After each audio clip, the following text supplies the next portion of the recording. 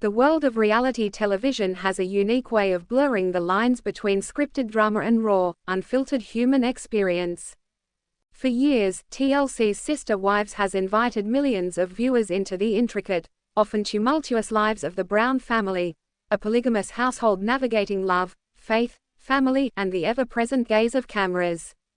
Among the four wives, Janelle Brown has long stood out as the quiet pragmatist, the one who approached the plural marriage with logic and independence rather than overt emotionality. She was the financial planner, the one who worked full-time jobs while raising 6 children, the one who seemed to roll with the punches even when the punches came fast and hard. That steady exterior made what unfolded in a recent episode all the more devastating, because when Janelle Brown finally allowed the cracks to show, the heartbreak poured through in a way that left even the most casual viewers reaching for tissues. The episode itself appeared deceptively light at first glance. After spending time in North Carolina adjusting to a new chapter of life following her spiritual separation from Cody Brown, Janelle had returned briefly to Arizona. For longtime fans, Arizona carries heavy emotional weight. It was the place where the family rebuilt after fleeing Utah, where Coyote Pass symbolized unfulfilled dreams, where friendships were forged in the fire of constant upheaval. So when Janelle sat down for what looked like a simple lunch with 2 dear friends, Angela Moody and Christina, there was already a layer of nostalgia woven into the scene. The women laughed easily. They teased Janelle about her past with Cody. They spoke the shorthand language that only comes from years of shared history, the kind of conversation where a single raised eyebrow or half-finished sentence carries paragraphs of meaning. What viewers didn't know, what none of them could have known, was that they were watching some of the final moments Angela Moody would ever appear on television. The lunch wasn't just a catch-up. It was, unknowingly, a farewell. When the credits rolled and the simple white text appeared on a black screen, in memory of Angela Moody, the collective gasp across living rooms was almost audible. Social media platforms lit up within seconds. Fans who had been casually hate-watching or live-tweeting suddenly found themselves confronted with the brutal reality that the people on their screens are, in fact, real people who bleed and break and grieve just like everyone else. The tribute was understated in classic Sister Wives fashion, but its impact was seismic. Angela Moody was only 51 years old when she passed away suddenly on October 1.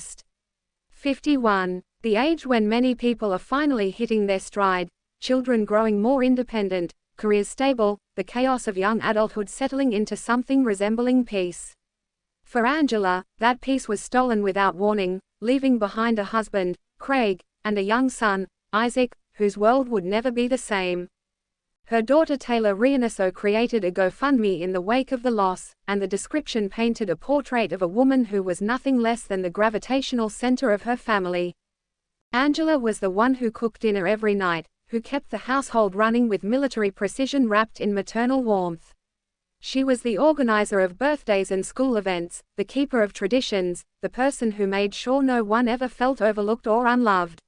She possessed that rare gift of making the ordinary feel sacred. Tuesday night spaghetti could become a memory people carried for a lifetime because Angela infused it with laughter and presence and care.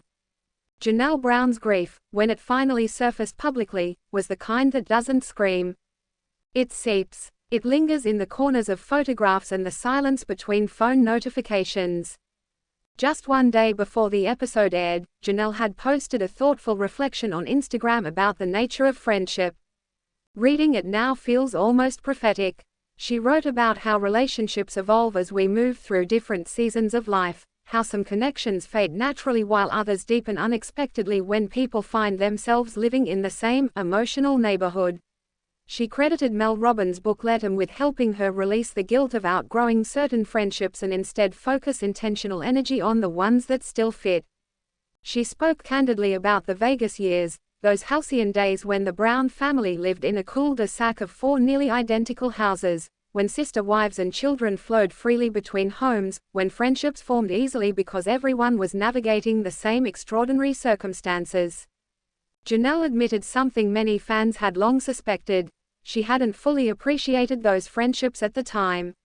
They felt abundant, almost taken for granted, the way we assume the sun will always rise. Then came the move to Flagstaff, a relocation that fractured more than just the family's housing situation. Friendships that had once felt unbreakable suddenly required scheduling and effort. COVID-19 descended like a guillotine, severing what little social momentum remained. Janelle described the loneliness of trying to plant new roots in rocky soil, of attending gatherings where she felt like an outsider wearing a polite smile. Eventually, miraculously, a few women broke through, Angela among them. They became the kind of friends who didn't require constant entertainment or perfect circumstances. They could sit in sweatpants and talk about nothing and everything. They became home. When Janelle made yet another cross-country move to North Carolina, the friendship with Angela didn't wither. If anything, it grew stronger through deliberate nurturing. They shared their locations with each other permanently, a small act of digital trust that spoke volumes. Angela would text at random moments, "Why does it say you're in Canada right now?"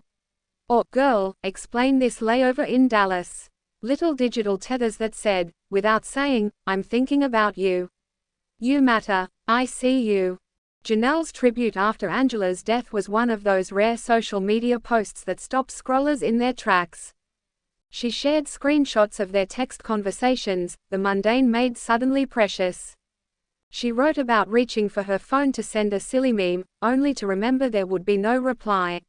She described the specific kind of ache that comes from losing someone who truly knew you, not the reality TV version, not the polygamy poster child, but Janelle, the woman who loved Diet Coke and hiking and terrible puns. Angela had been one of the few people on Earth who held space for all of those pieces without judgment or agenda. Fans responded in waves. The comments section became a digital condolence book, filled with stories from people who had never met Angela but somehow felt they had. "You could see the love between you two in every scene," one wrote. "She lit up when you walked into the room." Another shared, "I lost my best friend suddenly last year and I still check my phone expecting her name to pop up. This hurt to watch but thank you for letting us grieve with you." Perfect strangers sent virtual hugs and prayers and promises to cherish their own friendships more intentionally. There was something particularly poignant about the timing. Janelle had spent years being the strong one, the wife who could handle Cody's increasing absences, who moved her family across state lines multiple times without complaint, who announced her separation with calm dignity rather than dramatic tears. To see her laid bare by this loss, to witness the moment when strength simply isn't enough, felt like being trusted with something sacred.